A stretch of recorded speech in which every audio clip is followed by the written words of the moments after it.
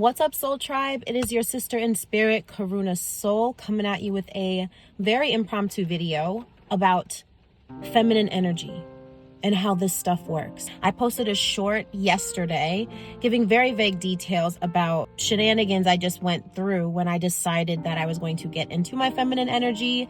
Story time soon come, etc., etc. So here it is. A little backstory. I have been deeply in my masculine energy bag as of late. I have been stretching myself thin. I have been on the go.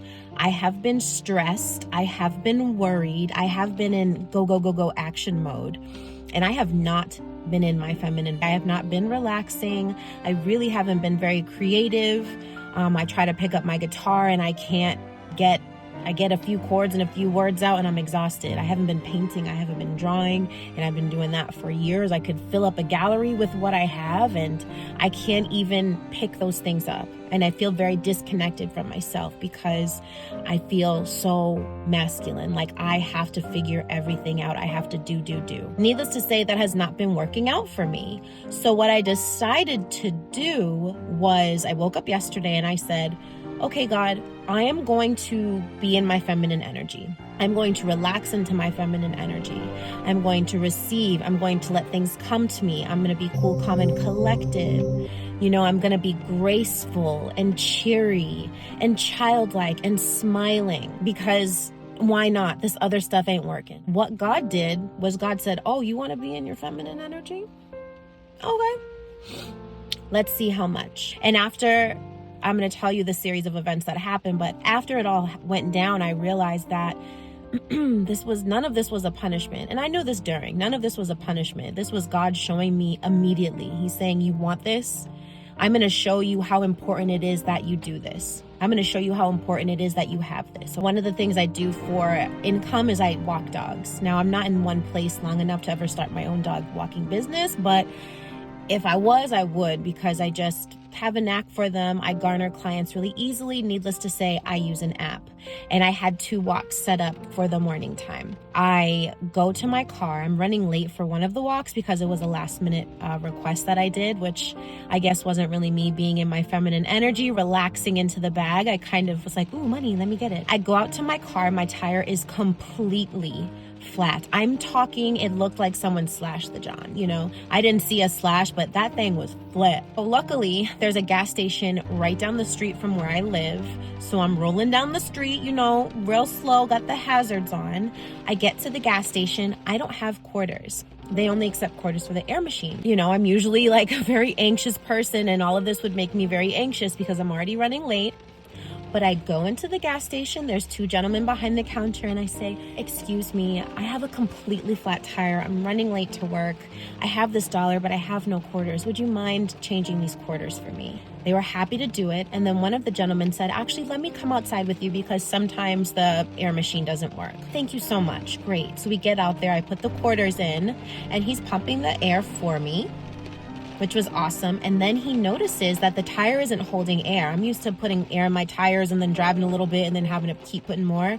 The tire isn't holding air. Upon further inspection, he shows me there's like a piece of glass or a piece of metal like sticking out of the tire. The tire wasn't going to hold air. And had that gentleman not followed me outside and showed me that, I would not have known that. And I very well could have tried to leave and go to this dog walk and been stranded and been in a lot of trouble. That was like the first saving grace of me being in my feminine, being charming, being gracious, being kind, right? Luckily, there's a tire place 2 minutes away from that gas station. Luckily, I say luckily, it's all God. Get to the tire place and there is a long line, honey. I'm talking, there are so many people out there. I'm like, oh my gosh, what am I gonna do? Because I use an app, if I cancel a walk, I'm gonna get kicked off of the app. Like, it's happened. I know that this happens and I'm leaving the country very soon. So I'm totally in this mode of like, I'm grabbing money any and everywhere I can. I can't get kicked off this app. So I'm communicating to the dog owner. My tire is flat. I understand if you want to cancel. She's asking me to cancel. I'm like, oh, okay, honey, hold on. We ain't finna do that today. Let me talk to the tire people and see what they say. So I talked to the man at the tire place. ¿Puede ayudarme? Mi llanta está flat. I don't know the word for flat. y necesito cambiarla. Puede ayudarme. And he basically says, yes, of course, da, da, da. I'm like, listen, I have to go to work. Can I be seen first and I will pay you extra? And he said, there's too many people. There's no way I can do that. I'm sorry. It's going to be at least 30 minutes before we can see you. So I'm like, okay, all right. I walked in there, cool, calm, and collected, smiling. And, I'm stressed inside.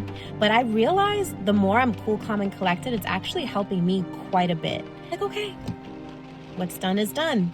Probably a minute or two later, one of the workers comes to me and he says, can you put your car, up here?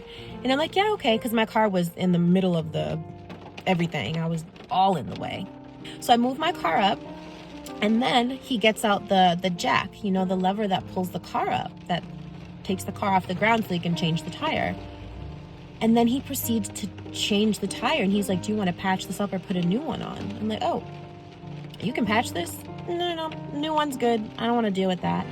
And then he proceeds to change my tire. Immediately. I didn't pay extra. I didn't do anything extra. I was told it's not possible, and then I was gracious and let it happen, and I allowed myself to receive help.